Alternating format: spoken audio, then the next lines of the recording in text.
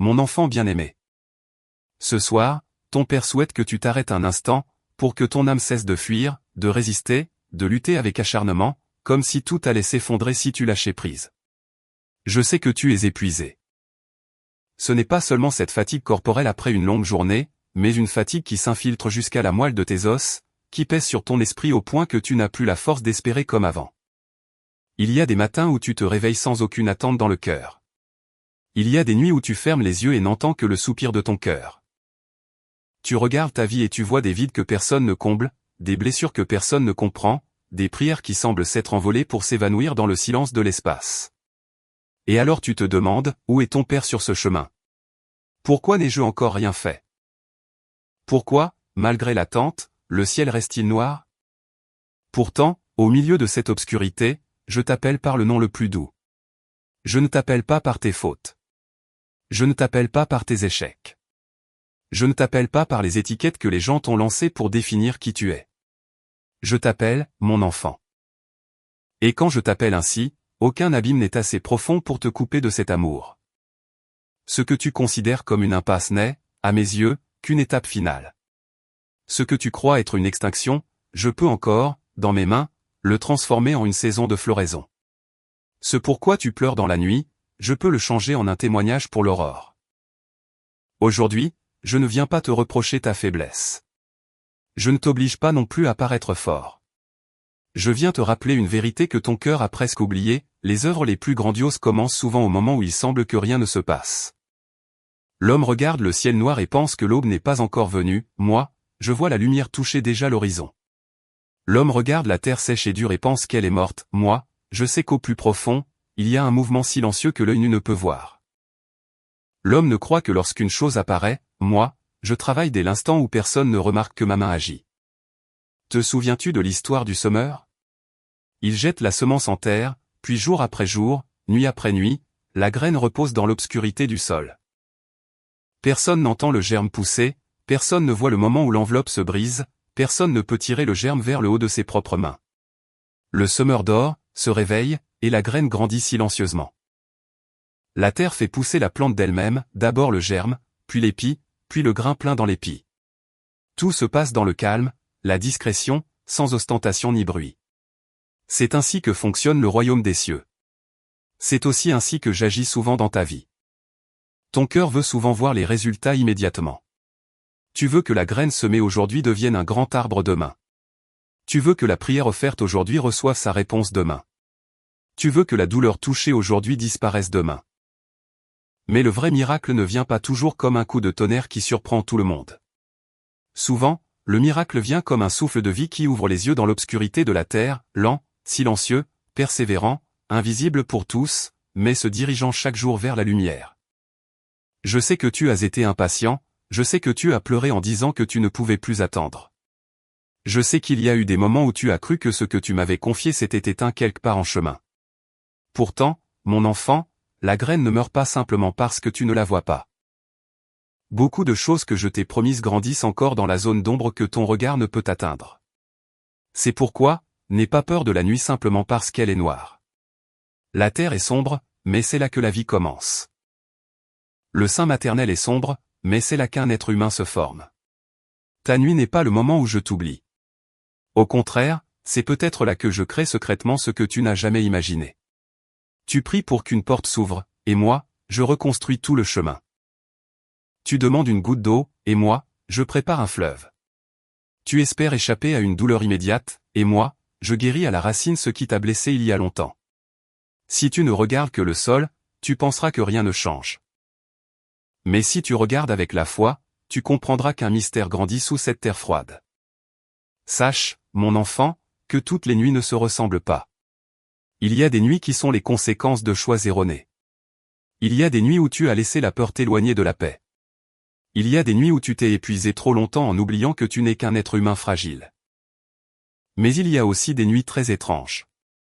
Ce sont des nuits que je permets pour que tu cesses de t'accrocher à de fausses lumières, pour que tu cesses de vivre de la reconnaissance extérieure, pour que tu cesses de placer ton espoir dans ce qui est éphémère. Dans ces nuits-là, je ne coupe pas tes moyens de vivre, je te sépare des illusions qui te rendaient dépendant. J'habitue les yeux de ton âme à la vraie lumière. Et parce que cette lumière vient de moi, elle n'est pas un éclat éphémère qui s'éteint aussitôt, elle est douce, profonde, immuable et capable de te guider à travers les saisons où tu pensais ne pas pouvoir survivre. Je sais qu'il y a des moments où tu n'es pas triste d'avoir perdu de l'argent ou une opportunité, mais triste d'avoir l'impression que ta vie ne compte plus pour personne. Tu vois les autres recevoir continuellement de bonnes nouvelles, alors que toi, tu restes bloqué. Tu entends les autres raconter comment des portes s'ouvrent, alors que toi, tu ne vois que des murs. Tu commences à te comparer et tu conclus secrètement que tu as sûrement été abandonné. C'est précisément là que je veux serrer ton cœur et te dire, n'utilise pas le rythme des autres pour condamner ton propre voyage. Chaque graine a sa saison. Il y a des graines qui poussent vite mais dont les racines sont peu profondes. Il y a des graines qui restent silencieuses longtemps mais qui, une fois levées, résistent fermement au vent et au soleil. Ce que je fais avec toi n'est pas ce que je fais avec les autres. Car ton âme a sa propre histoire, sa propre blessure, sa propre vocation et son propre chemin. Je ne t'oublie pas simplement parce que je ne fais pas la même chose pour ton voisin. Plus encore, ne méprise pas les plus petits mouvements de ta vie. Un matin, te réveiller en ayant assez de force pour sortir du lit, ce n'est pas seulement une habitude, c'est aussi une grâce. Un jour où ton cœur est encore lourd mais où tu n'abandonnes pas, ce n'est pas banal, c'est ma main qui te retient. Une fois où tu cesses de te dire des paroles amères, c'est la guérison qui commence. Une fois où tu oses prier alors que tu ne ressens rien, c'est la foi qui prend racine. Une fois où tu ne cours pas vers le désespoir comme avant, c'est le signe que la lumière a touché l'endroit le plus sombre en toi. Le miracle ne vient pas toujours par un événement qui stupéfie tout le monde. Beaucoup de miracles commencent par des changements si petits que les gens ne les remarquent pas, mais par la suite, ce sont ces petites choses qui ouvrent toute une vie nouvelle. Mon enfant, ce qui te fait perdre la paix le plus souvent, ce n'est pas seulement les circonstances, mais la précipitation de ton cœur. Tu as peur d'être lent, tu as peur d'être en retard. Tu as peur que si rien ne change aujourd'hui, rien ne changera demain. Tu as peur que la jeunesse passe, tu as peur que la santé s'épuise, tu as peur que les opportunités s'envolent, tu as peur que le temps ne t'attende pas. Je comprends ces peurs. Mais écoute-moi bien, ce qui t'appartient dans mon dessein ne pourra pas être perdu simplement parce que tu es dans une saison sombre. Ce que j'ai fixé pour toi ne sera pas volé par les délais des hommes. Ce que j'ai promis ne s'use pas avec les années.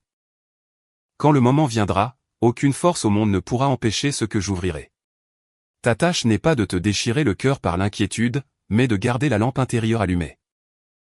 Ta tâche n'est pas de déterrer la graine chaque jour pour voir si elle a poussé, mais de croire que même quand tu ne le vois pas, la vie est à l'œuvre. Retiens ceci, l'obscurité n'a pas le droit de définir ton futur. Elle n'est qu'une heure, pas un destin. Elle n'est qu'une étape, pas une identité. Elle n'est qu'un lieu que tu traverses, pas un lieu où tu dois rester éternellement. Il se peut que tu sois dans une période où tout autour est flou.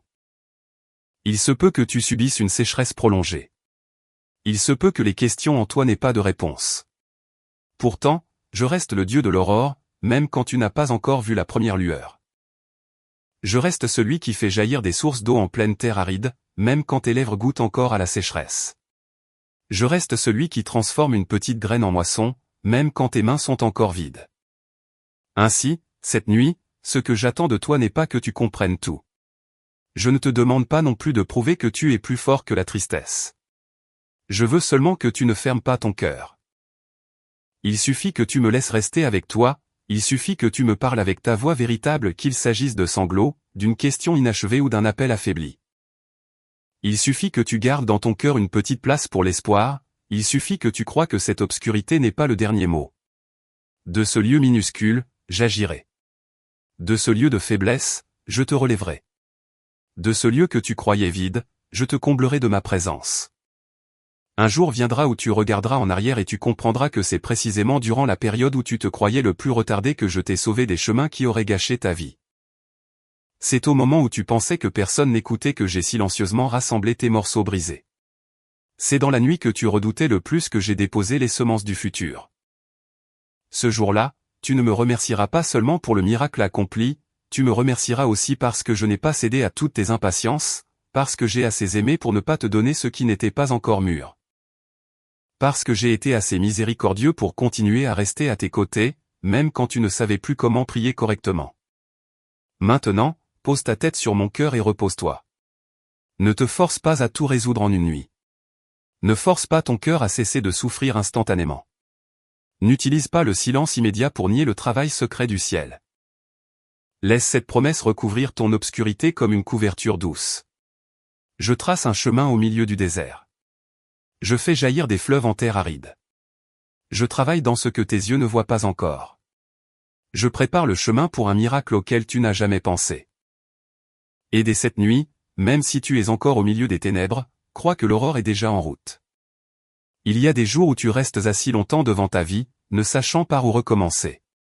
Tout devant toi semble être des portes qui se sont refermées les unes après les autres, au point que dans ton cœur ne résonne plus qu'un sanglot profond. Tu frappes à la porte du travail, mais la réponse est le rejet. Tu frappes à la porte des relations, mais ce qui revient n'est que froideur, malentendu, éloignement. Tu frappes à la porte de tes propres forces, mais plus tu essaies, plus tu t'épuises. Finalement, tu t'assieds et penses que ta vie est arrivée dans une impasse. Tu te dis que les bonnes choses ne sont que pour les autres, alors que ton sort est de rester coincé à jamais sur un chemin sans issue. Pourtant, c'est précisément là où tu vois la fermeture la plus totale que moi, je vois ce que tu ne vois pas. Ce qui te fait mal n'est pas seulement que la porte ne s'ouvre pas, mais le sentiment d'être bloqué alors que ton cœur a désespérément besoin d'une issue. Tu imagines que ton bonheur se trouve derrière une porte spécifique que je refuse d'ouvrir. Tu penses que si seulement je te donnais cette chose précise, tout irait bien. Tu crois qu'avec un peu plus d'argent, une opportunité de plus, une personne qui reste, un résultat différent, un miracle conforme à tes vœux, ce cœur serait en paix. Mais mon enfant, je vois plus clairement que ce que tu demandes.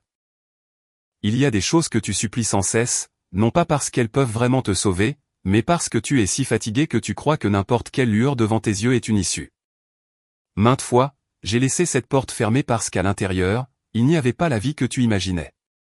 Son apparence peut être belle, prometteuse, elle peut te donner l'impression que si tu la perds, tu perds tout.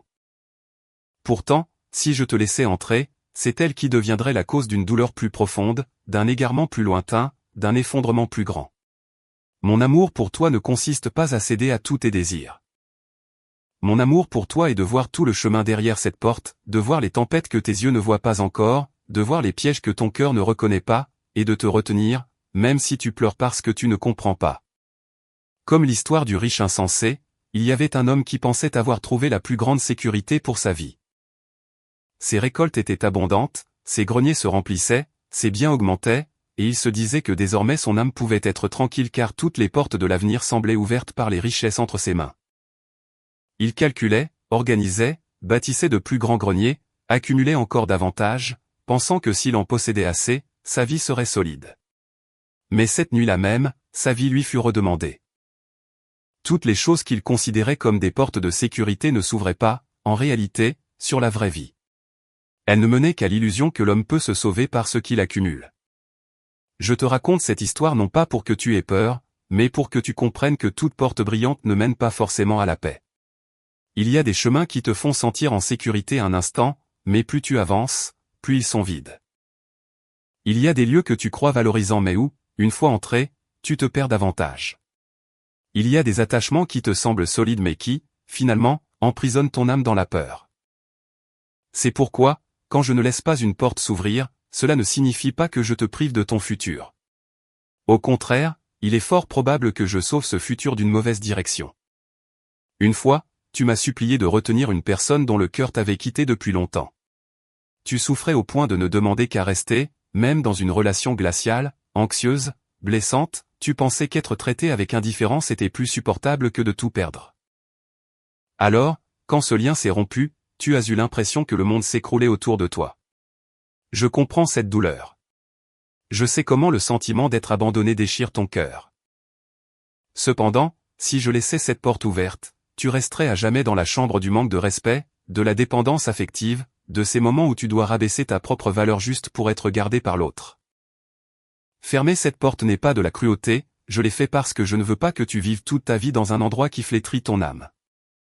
Il y a aussi des moments où tu désires ardemment une opportunité, un travail, un projet, un lieu, un plan dans lequel tu as placé énormément d'attentes. Pendant des mois, parfois des années, tu as vu cela comme la seule porte capable de te sauver de ta situation actuelle. Quand cela échoue, tu as l'impression que le ciel t'a tourné le dos. Tu refais chaque étape, tu te reproches ta bêtise, tu accuses l'injustice des autres, puis tu me reproches de ne pas t'avoir aidé. Pourtant, en réalité, ce qui te fait le plus mal n'est peut-être pas la perte de cette opportunité, mais le fait que ta foi s'est involontairement attachée à un cadre trop étroit pour ton avenir. Tu as pensé qu'il n'y avait qu'une seule façon pour que ta vie s'améliore, qu'un seul endroit pour fleurir, qu'un seul chemin vers le réconfort. Et quand cela s'effondre, tu crois que ta vie s'effondre aussi. Or, je ne suis pas limité par ces frontières. Je ne suis pas aussi pauvre que ton imagination désespérée. Je n'ai pas qu'une seule issue pour reconstruire ta vie. Quand une porte se ferme, ce dont tu as besoin n'est pas de rester assis devant elle à pleurer jusqu'à épuisement. Ce dont tu as besoin, c'est d'apprendre à lever les yeux plus haut que ton obsession. Car pendant que tu regardes la porte close, je prépare un autre passage. Il ressemble peut-être moins à ce dont tu rêvais, mais il est exactement ce dont tu as besoin. Et souvent, ce passage ne t'enthousiasme pas immédiatement parce qu'il exige que tu lâches un peu le contrôle, l'orgueil et ta propre volonté ancrée dans ta tête. À vrai dire, tu n'as pas seulement peur de la porte fermée. Ce que tu crains le plus, c'est d'admettre que tu ne diriges pas ta vie comme tu le pensais. Tu avais l'habitude de tout calculer, de tout gérer, de tout porter toi-même. Jusqu'à ce qu'une fermeture survienne contre ta volonté, et que tu réalises que tes mains ne peuvent pas tout embrasser. Ce moment est douloureux car il touche au plus profond de toi, cette insécurité de se demander si, au cas où l'on ne peut plus se débrouiller seul, quelqu'un d'autre prendra soin de nous. Et je te réponds ici même, je suis là, non seulement dans les saisons faciles, mais aussi quand tu es le plus impuissant, non seulement quand tu peux prier avec ferveur, mais aussi quand ta prière n'est plus qu'un sanglot. C'est pourquoi, ne te hâte pas de qualifier toute fermeture de perte. C'est parfois le discernement du ciel pour toi au moment où ton esprit est trop troublé pour discerner lui-même. C'est parfois une barrière de sauvetage dressée juste avant que tu ne te précipites vers un danger. C'est parfois l'émondage nécessaire pour que ce qui t'appartient vraiment puisse pousser. Le jardinier ne déteste pas l'arbre lorsqu'il le taille. Au contraire, il le fait parce qu'il sait que si les branches poussent inutilement, la sève se dispersera et la récolte sera médiocre. Moi aussi. Il y a des choses que je coupe, non pas parce que je veux vider ta vie, mais parce que je veux que la vie en toi se concentre sur ce qui portera de vrais fruits. Réfléchis bien, il y a eu des choses auxquelles tu tenais désespérément. Mais quelques années plus tard, tu as compris que si ce jour-là j'avais cédé à ton désir, tu serais aujourd'hui bien plus malheureux. Il y a eu des lieux où tu pensais que perdre, c'était perdre tout ton avenir. Pourtant, c'est précisément parce que tu n'as pas pu y entrer que tu as évité une période de vie amère. Il y a eu des personnes que tu pensais indispensables, puis après avoir traversé les larmes, tu as réalisé que leur départ a ouvert l'espace nécessaire pour que je guérisse tes dépendances intérieures. Il y a eu des projets interrompus, et cette interruption même t'a sauvé d'une vie qui n'aurait été belle qu'en apparence mais vide à l'intérieur. Alors, ne regarde pas la fermeture seulement avec les yeux de la blessure. Essaie de regarder avec les yeux d'une foi qui apprend à grandir. La porte fermée devant toi n'est pas toujours un rejet de ta dignité. Souvent, c'est une protection pour cette dignité. Elle dit que je ne te laisserai pas entrer là où tu serais déformé. Elle dit que je ne te laisserai pas construire ton identité sur des choses trop fragiles. Elle dit que je sais que tu mérites d'être conduit vers quelque chose de plus pur, de plus vrai, de plus stable. Pourtant, je sais aussi que devant une porte close, les raisonnements n'apaisent pas grand-chose. La douleur reste la douleur, le vide serre toujours la poitrine. Les questions tournent encore dans la tête. Tu as le droit d'être triste, tu as le droit de pleurer, tu as le droit de me dire que tu ne comprends pas. Je ne t'exige pas d'être joyeux artificiellement devant ce qui déchire ton cœur. Je souhaite seulement que dans ta tristesse, tu ne te condamnes pas toi-même. Ne te hâte pas de dire que tu es inutile parce que tu as été rejeté.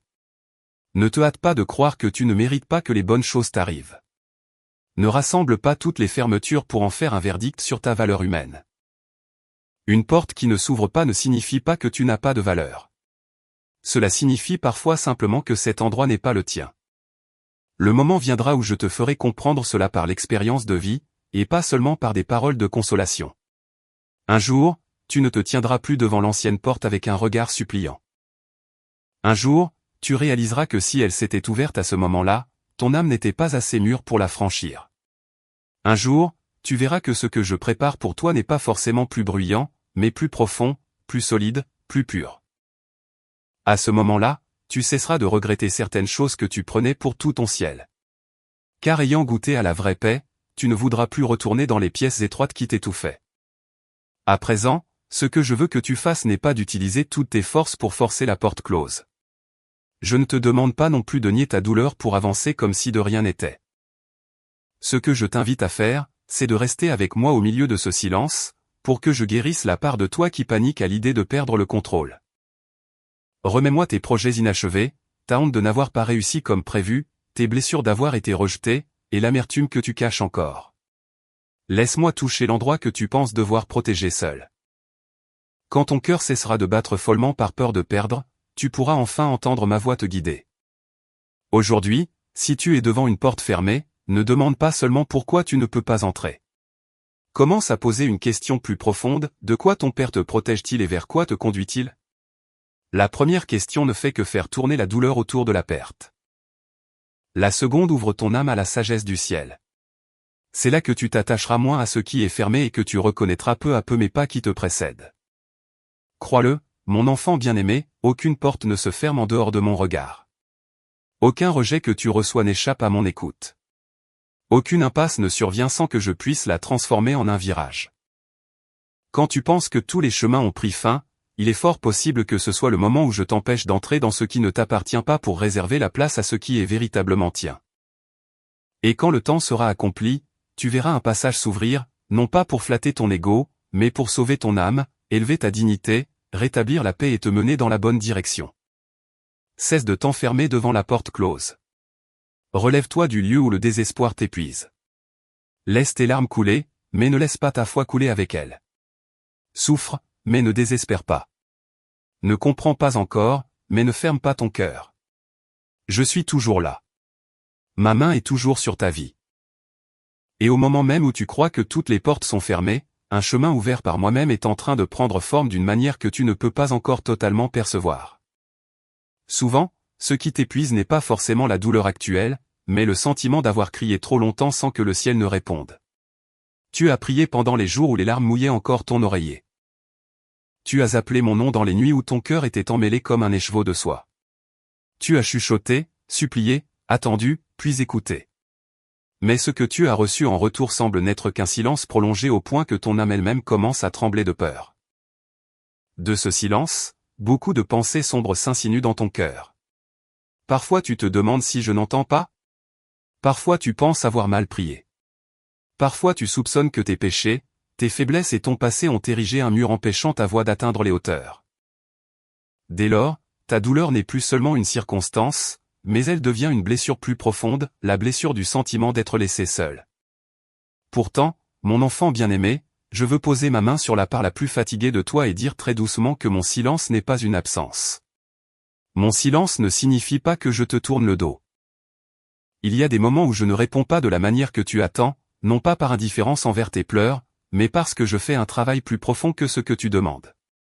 L'homme souhaite souvent une réponse claire et immédiate pour apaiser son insécurité rapidement. Or moi, celui qui voit la cause originelle, je sais qu'il y a des réponses qui, venant trop tôt, ne soigneraient que la surface sans toucher à la racine. Si je ne faisais qu'apaiser la surface alors que la blessure profonde en dessous est toujours là, un autre jour tu souffrirais de la même manière. C'est pourquoi, souvent, ce que tu appelles silence est en réalité le moment où je descends au plus intime de ton cœur, touchant des choses que tu ne peux exprimer par des mots. Souviens-toi de l'histoire du père accueillant l'enfant prodigue. Cet enfant était parti loin de la maison, emportant sa part d'héritage, pensant que là-bas il trouverait la vie qu'il désirait. Il a dépensé, il a chuté, il a goûté à toutes les douceurs éphémères du monde pour finalement tomber dans la faim, l'humiliation et la solitude. Durant tout le temps où il était loin, l'Écriture ne dit pas que le Père a couru le chercher sur tous les chemins, ni qu'il envoyait sans cesse des messagers pour le rappeler. Le Père semblait silencieux. Mais ce silence n'était pas parce qu'il n'aimait plus son enfant. Il n'a pas cessé d'être père parce que l'enfant était parti. Il n'a pas fermé la porte de la maison, ni effacé le nom de cet enfant de son cœur. Il a attendu. Il a laissé son fils aller au bout du chemin qu'il avait choisi, goûter au vide d'une vie loin de son père, pour qu'enfin, du fond de l'abîme, l'enfant commence à ouvrir les yeux et à revenir. C'était un silence plein d'amour mais aussi plein de sagesse. Si le père avait forcé l'enfant à revenir alors que son cœur était encore orgueilleux, son corps serait rentré mais son âme serait restée errante.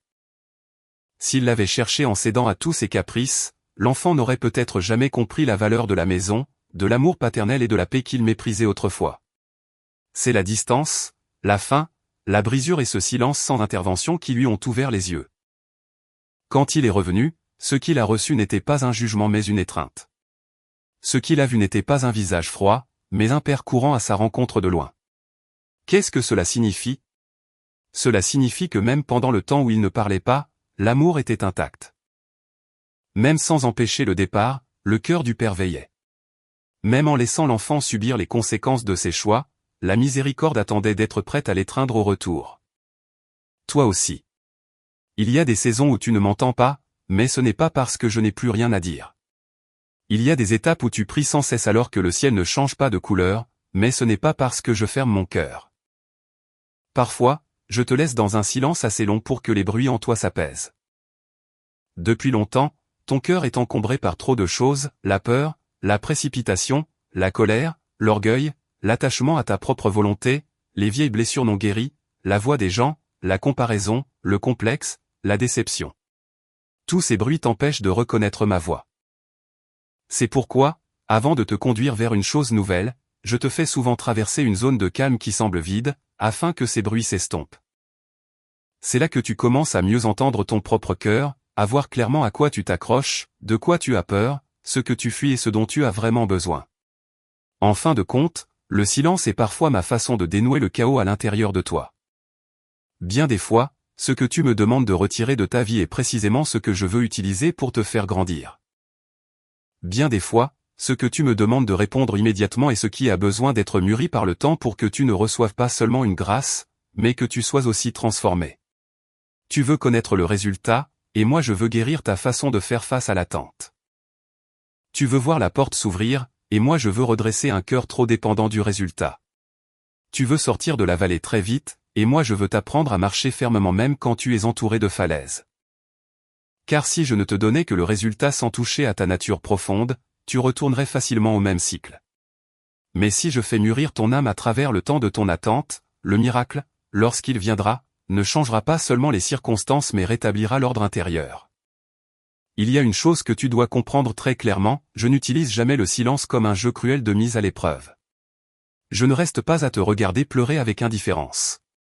Je ne te vois pas t'épuiser pour ensuite t'abandonner. Chaque larme que tu ravales, je la connais. Chaque soupir que tu caches par peur que personne ne comprenne, je l'entends.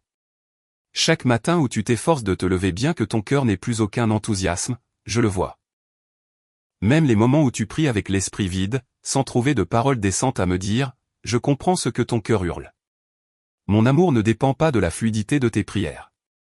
Mon amour ne se rétracte pas parce que tu es fatigué, troublé ou sceptique. Au contraire, c'est précisément dans ces moments-là que je suis le plus proche, là où tu ne t'en rends pas compte. Imagine, quand un bon médecin touche une blessure profonde, le patient ne comprend pas toujours ce qu'il fait. Parfois, il faut couper, laver, attendre que le médicament agisse, rester immobile sans toucher, supporter la douleur avec patience. Si, à cause de l'impatience du patient, le médecin cessait de soigner là où ce n'est pas encore guéri, la blessure suppurerait éternellement. Mon travail avec ton âme est parfois identique. Tu espères une explication claire dès maintenant alors que je traite des couches profondes pour lesquelles une simple explication ne suffirait pas. Tu exiges immédiatement un signe alors que je soigne l'endroit d'où naissent la peur, la dépendance, le complexe ou l'orgueil. Tu veux cesser de souffrir, et moi je veux que tu sois guéri. Et la vraie guérison ne suit pas souvent le rythme précipité de l'homme. De plus, tous les silences ne sont pas identiques. Il y a le silence de l'épreuve pour que ta foi cesse de reposer sur des émotions passagères et s'enracine plus profondément. Il y a le silence de la purification pour que les choses fausses en toi tombent peu à peu. Il y a le silence de la guérison où je n'ajoute pas de paroles car tu as besoin d'être embrassé par ma présence plus que par des raisonnements. Il y a le silence de la préparation car ce que je m'apprête à te donner demande une nouvelle capacité, un nouveau cœur, un nouveau regard. Parfois, si je disais tout de suite, tu comprendrais mal car ton cœur est encore trop étroit. Parfois, si je montrais tout le chemin à l'avance, tu serais terrifié en pensant que tu n'en as pas la force. C'est pourquoi je ne te montre que chaque pas, chaque segment, chaque petite lumière juste suffisante pour aujourd'hui. Ce n'est pas parce que je te cache des choses, c'est parce que je suis doux envers ta fragilité. Le plus douloureux dans la saison du silence n'est pas seulement de ne pas entendre de réponse, c'est que tu commences à douter même de ce que j'ai fait auparavant. Tu regardes l'impasse actuelle et tu penses que peut-être, durant toutes ces années, tu n'as fait que te consoler toi-même. Tu oublies les fois où je t'ai tiré de l'abîme. Tu oublies qu'il y a eu d'autres saisons où tu pensais ne pas t'en sortir, et pourtant, tu t'en es sorti. Tu oublies combien de fois j'ai secrètement arrêté le mal, combien de fois je t'ai relevé après une chute, combien de fois j'ai envoyé une main, une parole, une porte au bon moment. Le démon aime utiliser la durée pour te faire perdre ta mémoire spirituelle. Il veut que tu regardes le présent pour nier tout le voyage. Il veut que tu penses que parce qu'aujourd'hui je me tais, c'est que je ne t'ai jamais aimé. Mais non, mon enfant, je reste le même. Hier, aujourd'hui et à jamais, mon amour ne vacille pas selon tes ressentis. Ma miséricorde ne s'éteint pas parce que tu es dans une saison difficile à comprendre.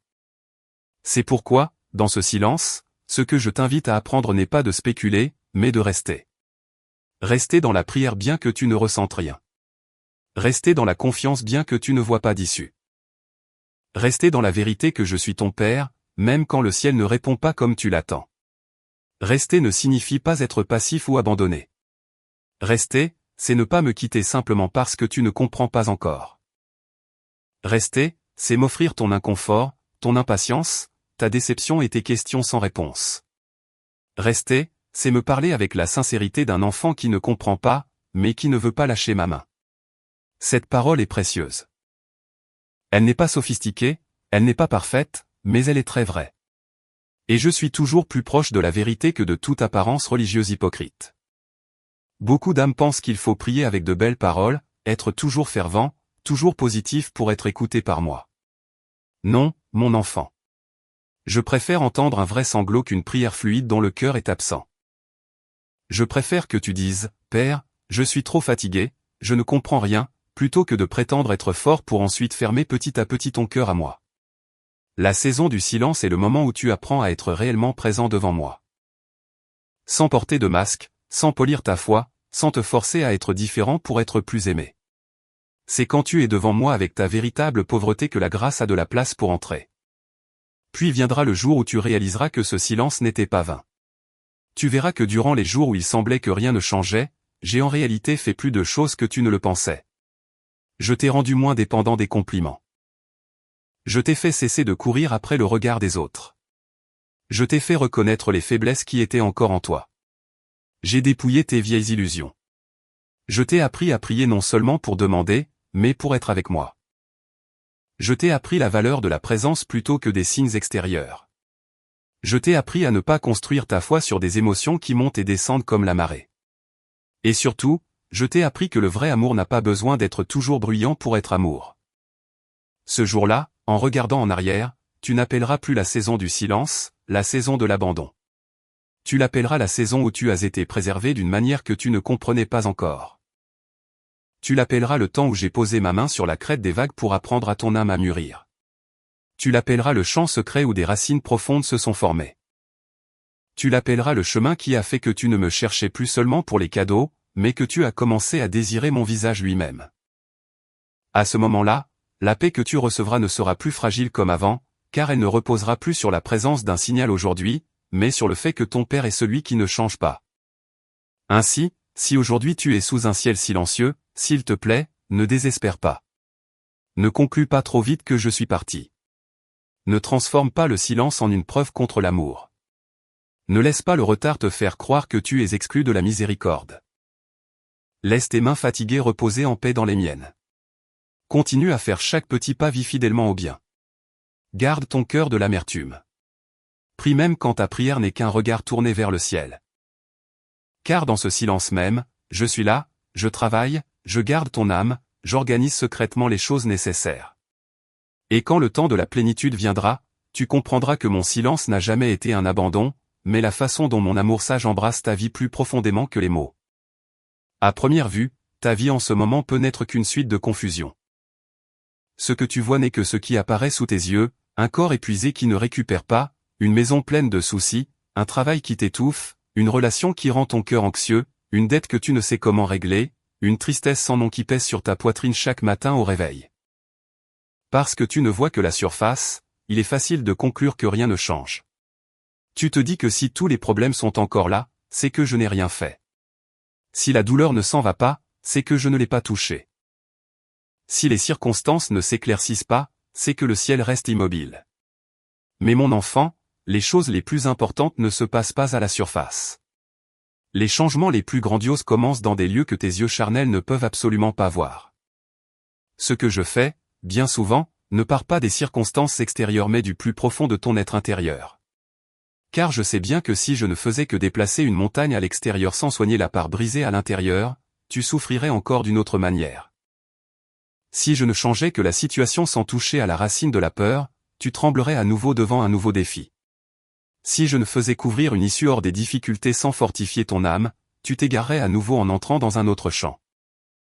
C'est pourquoi, pendant que tu espères que je nettoie ce qui te bloque, je commence souvent par toucher ton propre cœur, ton esprit, ta mémoire, les blessures latentes qui sont là depuis si longtemps que tu as fini par croire qu'elles font naturellement partie de toi. Souviens-toi de l'histoire du paralytique porté par ses amis devant Jésus. À cause de la foule, ils n'ont pu entrer par la porte principale et ont ouvert le toit pour descendre le malade juste devant lui. En le voyant là, tout le monde pensait que le plus nécessaire était la guérison physique. Le paralytique lui-même l'espérait sans doute.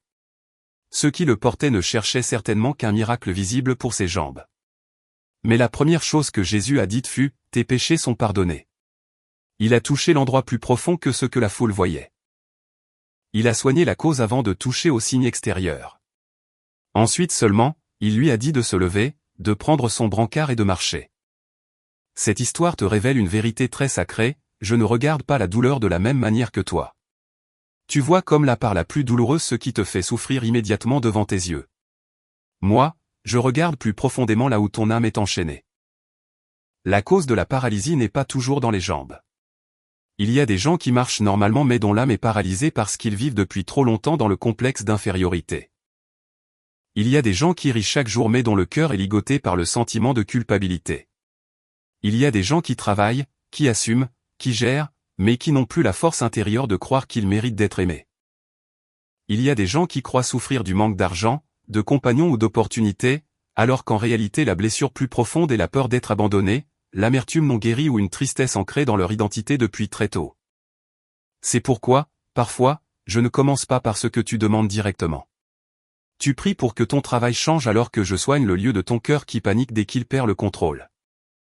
Tu pries pour que la maladie soit retirée alors que je touche à ta peur de la mort, de l'inutilité, de devenir un fardeau des peurs que tu n'as jamais osé nommer.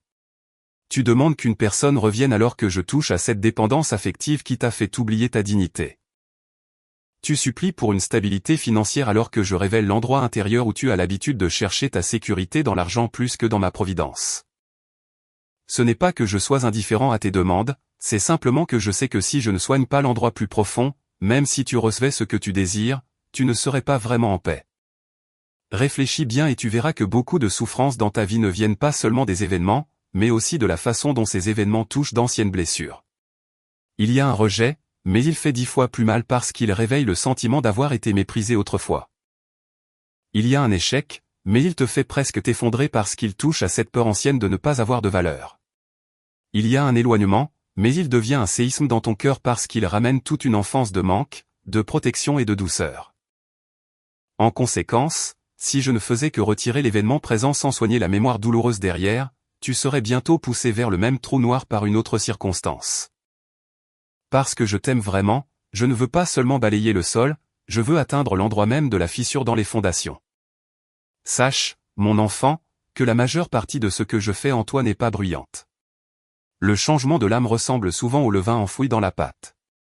Au début, personne ne voit rien, la pâte semble identique, l'apparence ne change guère. Pourtant, à l'intérieur, un processus a commencé. Le levain pénètre silencieusement chaque partie, fait lever, gonfler et transforme le tout. Ta vie spirituelle est semblable. Il y a des jours où tu penses que ta prière est sèche, inutile, qu'elle ne produit rien. Mais chaque fois que tu choisis de ne pas abandonner, chaque fois que tu m'offres ta douleur au lieu de sombrer dans l'amertume, chaque fois que tu refuses la pensée de t'auto-détruire par des critiques intérieures, chaque fois que tu te tais au lieu de te venger. Chaque fois que tu me demandes d'entrer dans ton point le plus faible la grâce, tel ce levain, s'imprègne silencieusement. Et vient le moment où toute ta vie sera différente, même si cela n'a commencé que par des mouvements très secrets. Cependant, tu es souvent tenté de ne croire qu'en ce qui est visible immédiatement. Tu veux une preuve, un signe clair, un résultat instantané pour apaiser ton inquiétude. Quand tu ne vois rien à la surface, tu imagines que l'intérieur est aussi vide. Mais ton corps ne continue-t-il pas à réparer bien des choses pendant que tu dors? La graine ne s'agitait-elle pas dans la terre avant de germer? Un bébé ne se forme-t-il pas dans le sein maternel pendant de longs mois alors que l'œil extérieur ne voit pas chaque organe grandir? Les choses les plus précieuses ne se passent pas sur une scène exposée devant la foule. Les œuvres les plus profondes s'accomplissent dans le silence, la discrétion et la persévérance. Pourquoi penses-tu alors que parce que tu ne vois rien, je ne fais rien? Non seulement je guéris, mais j'organise. Il y a des maillons que tu ne vois pas encore et qui sont placés au bon endroit. Il y a des rencontres qui n'ont pas encore eu lieu mais qui ont été préparées de loin. Il y a des portes qui ne sont pas encore apparues mais dont les fondations ont été posées. Il y a des choses que tu considères comme des coïncidences et dont tu comprendras plus tard qu'elles étaient des pièces essentielles, une parole dite par quelqu'un qui semblait fortuite, un arrêt au bon moment, un retard qui t'a agacé, un virage qui n'était pas prévu. Un jour que tu as cru gâché parce que tu n'as pas fait grand-chose.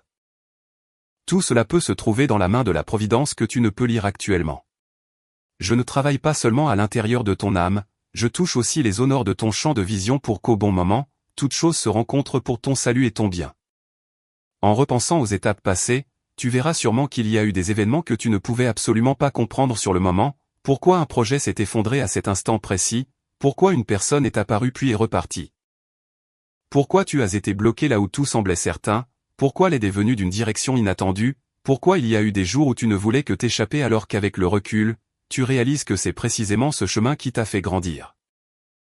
À cette époque, tout était emmêlé comme un écheveau de soie noué. Pourtant, en regardant en arrière, tu vois que j'ai touché chaque nœud avant même que tu ne saches où il se trouvait. C'est simplement qu'au milieu du labyrinthe, tes yeux ne voient que le mur le plus proche, alors que moi, je vois tout le chemin. C'est particulièrement important pour les âmes si fatiguées qu'elles ne peuvent plus croire en grand-chose. Quand tu souffres trop, ton esprit a tendance à réduire le monde à ce qui te fait le plus de mal. Tu oublies qu'il y a encore d'autres niveaux de vie qui sont préservés.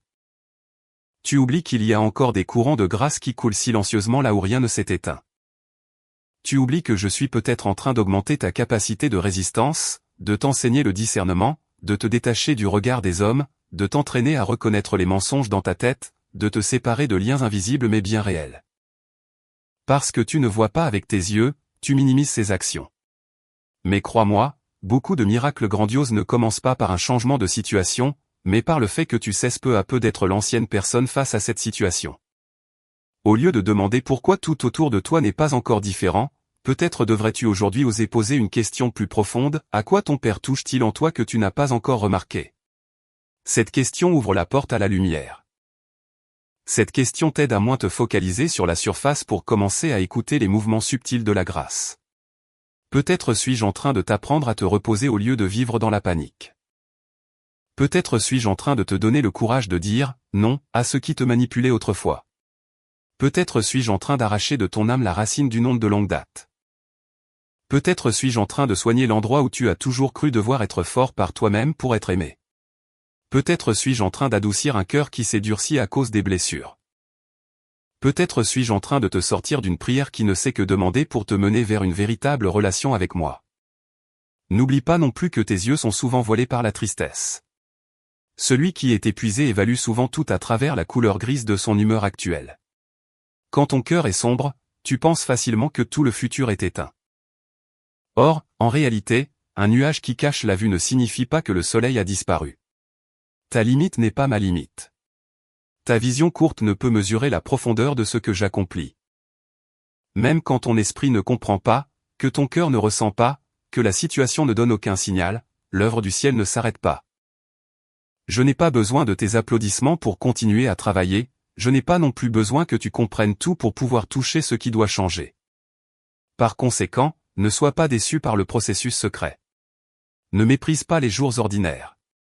Ne pense pas que ce n'est de la grâce que lorsqu'il y a de grands événements. N'oblige pas chaque miracle à prendre une apparence spectaculaire. Il y a des choses que je fais si profondément que tu ne t'en rendras compte qu'après plusieurs mois, voire plusieurs années.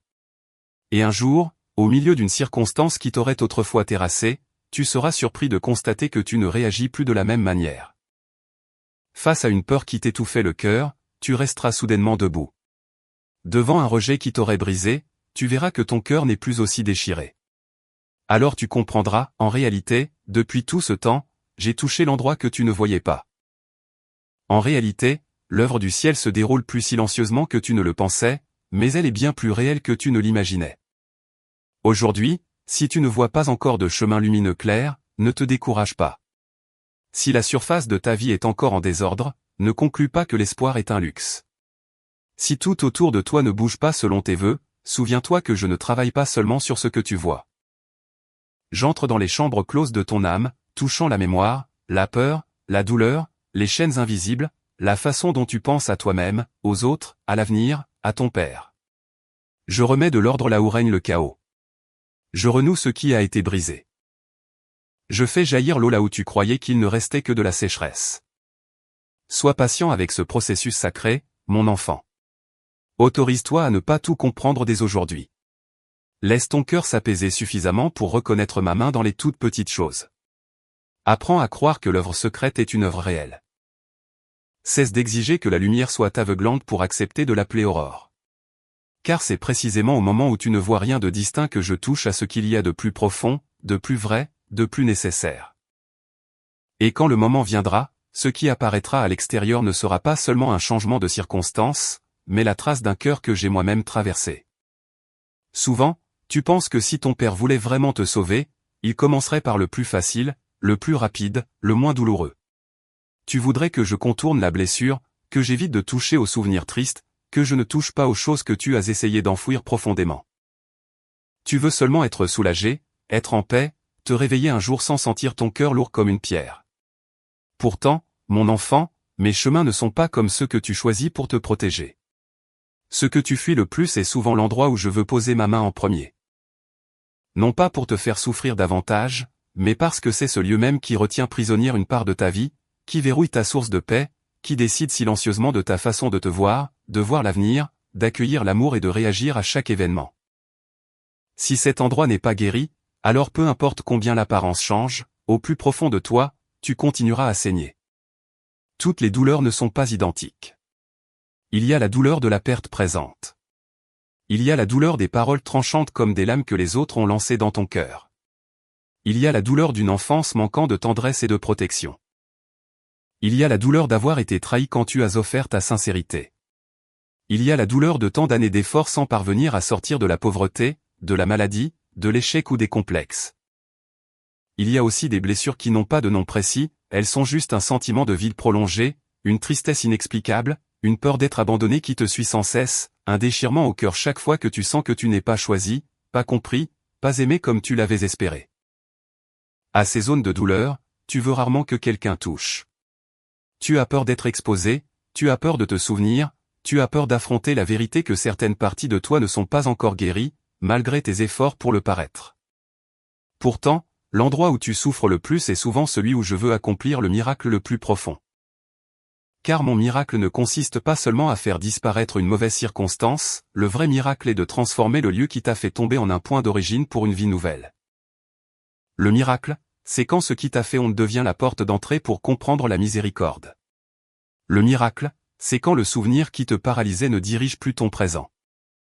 Le miracle, c'est quand l'endroit qui ne savait que saigner commence à faire fleurir la compassion, la douceur, la maturité et cette paix que tu n'avais pas auparavant. Je ne veux pas seulement te sortir de la souffrance, je veux faire en sorte que la souffrance ne soit plus le maître de ta vie. Souviens-toi de la femme souffrant d'hémorragie dans l'Évangile. Pendant 12 ans, elle a vécu dans la douleur, l'opprobre et l'isolement. Cette maladie n'épuisait pas seulement son corps, elle lui enlevait sa dignité au milieu de la communauté, lui ôtait sa vie normale et la transformait en une personne vivant dans la honte et l'exclusion. Elle avait cherché tous les médecins, dépensé ses biens, espéré puis désespéré, traînant son corps à travers des années de lassitude sans aucune amélioration. Peut-être s'était-elle souvent dit que sa vie ne serait plus que cela. Peut-être s'était-elle habituée à la douleur au point de ne plus rien attendre. Mais un jour, au milieu de la foule qui se pressait, cet endroit même de la douleur la plus longue est devenu celui du miracle. Elle a seulement osé toucher le bord du vêtement de Jésus, un geste de foi minuscule mais vrai, et immédiatement la source de son sang s'est tarie. Pourtant, le plus beau dans cette histoire n'est pas seulement que son corps fut guéri. Le plus beau est que Jésus ne l'a pas laissé repartir discrètement comme quelqu'un qui vient de recevoir un bénéfice.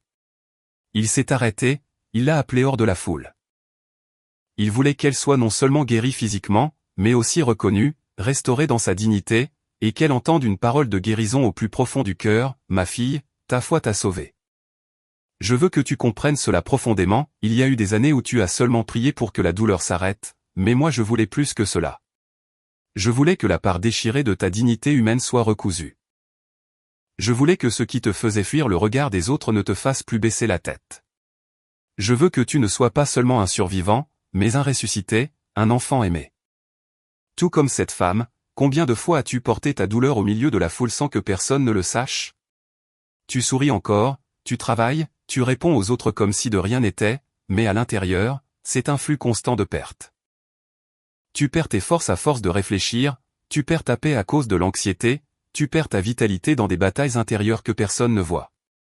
Tu as pris l'habitude de supporter seul, de te réparer seul, de te rassurer seul, pour finalement te sentir encore un peu plus vide le soir venu.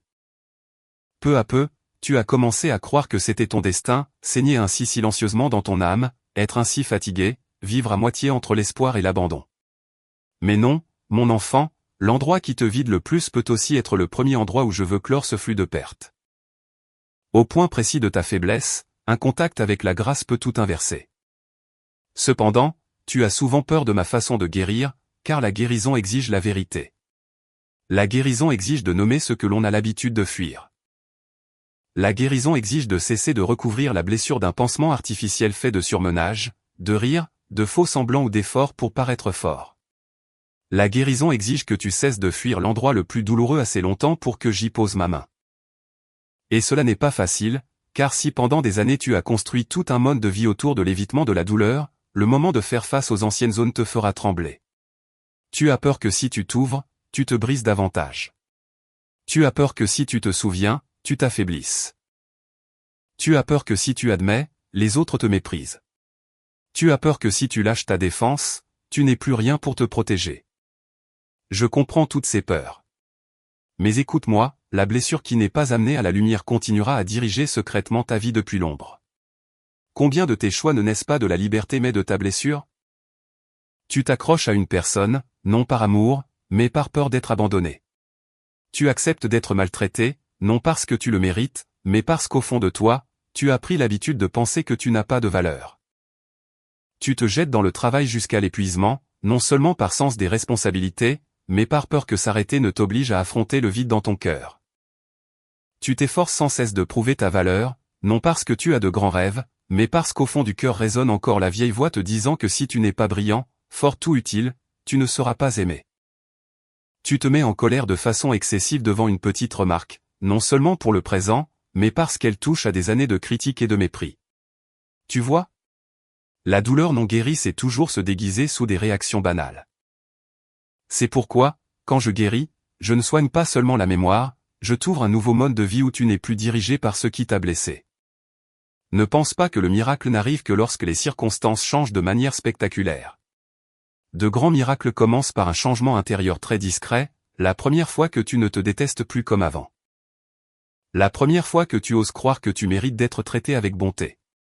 La première fois que tu ne poursuis pas un attachement qui humilie ta dignité. La première fois que tu peux pleurer sans avoir honte de ta faiblesse. La première fois que tu me racontes ta vraie douleur sans phare. La première fois que tu cesses de dire que tout va bien alors que ton cœur est brisé. Ces petits pas ne sont pas petits aux yeux du ciel. C'est là que le miracle commence, car dès l'instant où tu sors l'endroit le plus douloureux de l'obscurité, la grâce a enfin un passage. Il y aura des moments où je ne retirerai pas la douleur immédiatement, mais où je la transformerai. Cela est difficile à comprendre pour le cœur humain. Tu veux que la douleur disparaisse, et moi je la laisse parfois devenir le lieu où naît la miséricorde. Tu veux ne pas avoir à te souvenir du passé, et moi j'utilise ce passé même pour t'apprendre à embrasser les autres avec plus de douceur. Tu veux que les moments tristes s'effacent simplement, et moi je peux en faire un témoignage qui sauvera une autre âme. Ce n'est pas que j'aime te voir souffrir, Mais c'est parce que j'ai le pouvoir de transformer ce qu'il y a de plus noir en une terre où la vie peut pousser. La croix n'était-elle pas autrefois le symbole de l'humiliation, de la douleur et de l'échec? Et pourtant, c'est de la croix que la grâce du salut a jailli, ce que les hommes considéraient comme un point final, je l'ai transformé en une porte ouverte sur la vie éternelle. Alors pourquoi penses-tu que l'endroit où tu souffres le plus ne peut pas devenir celui où le miracle commence? De plus, sache que je n'ai pas honte de tes blessures. Les hommes peuvent regarder ton passé et te juger. Ils peuvent utiliser tes vieilles erreurs pour te définir. Ils peuvent ne pas comprendre pourquoi tu es si sensible, pourquoi tu as peur, pourquoi tu réagis ainsi. Ils peuvent dire que tu es faible, complexe, difficile à approcher ou à comprendre. Mais je ne me tiens pas devant tes blessures avec un regard de reproche. Je me tiens là comme celui qui sait exactement d'où vient la coupure, depuis combien de temps elle dure, et comment elle t'a épuisé. Je ne te pose pas de questions pour te faire honte, je te demande d'arrêter de prétendre que tu ne souffres pas. Je regarde directement cet endroit ensanglanté avec miséricorde, non pour condamner, mais pour dire, donne-le-moi. Cet endroit n'est pas celui que tu dois porter seul. Toutes ces années, tu as peut-être essayé de guérir par des moyens qui ne font que t'insensibiliser sans vraiment te restaurer. Tu t'es occupé l'esprit pour ne pas réfléchir. Tu as comblé le vide par des plaisirs éphémères. Tu as cherché d'autres personnes pour combler tes manques. Tu as prétendu être fort au point que personne ne sache comment t'approcher. Tu as construit de très beaux murs avec tes succès, ta gentillesse et une apparence stable, mais à l'intérieur se trouve encore un enfant qui pleure parce qu'il n'a jamais été pleinement embrassé. Je ne méprise pas ces efforts de survie. Je sais que c'est ainsi que tu as fait pour traverser bien des jours difficiles. Mais maintenant, je veux te donner plus que la survie. Je veux te mener à la vie en abondance, là où tu n'as pas besoin de penser continuellement une plaie purulente, mais où tu as le droit de guérir vraiment sous la lumière et l'amour. Peut-être qu'aujourd'hui tu n'oses pas encore croire que l'endroit le plus douloureux est celui où le premier espoir va éclore. Mais au moment même où tu crois que cet endroit n'est plus que ruine, je peux déjà commencer à y semer quelque chose de nouveau. De la trahison, je peux t'enseigner le discernement et la dignité. De la pauvreté, je peux faire naître une foi profonde et une compassion pour les démunis. De la maladie, je peux ouvrir tes yeux sur la valeur de la vie et de l'amour sincère. De l'échec, je peux briser l'orgueil et t'apprendre à t'appuyer sur la grâce plus que sur tes propres forces. Des années de dépression, d'obscurité et de solitude, je peux faire de toi un refuge doux pour les autres âmes égarées. Rien n'est inutile entre mes mains, même les choses que tu aurais aimé ne jamais voir arriver. Ainsi, s'il y a maintenant un endroit dans ton cœur qui te fait encore mal chaque fois que tu y touches, ne détourne pas trop vite le regard. S'il y a un souvenir que tu évites, une peur que tu caches, un manque qui te rend vulnérable, un nom de personne qui alourdit ton cœur, un sentiment de honte que tu n'oses raconter, n'en désespère pas. C'est précisément là que je peux commencer mon œuvre merveilleuse. Il n'est pas nécessaire d'être forte avant de venir. Il n'est pas nécessaire d'être parfaitement propre avant d'oser me donner. Il n'est pas nécessaire de comprendre tout le processus avant d'ouvrir ton cœur. Il suffit que tu me laisses entrer. Il suffit que tu cesses de te soigner par des choses qui t'insensibilisent sans te guérir. Il suffit que tu oses dire, Père, c'est ici que je souffre le plus, je ne sais plus quoi faire. S'il te plaît, touche-moi. Quand tu prononceras ces paroles avec toute la vérité de ton être, le ciel ne te méprisera pas. Au contraire, c'est souvent là que le miracle commence.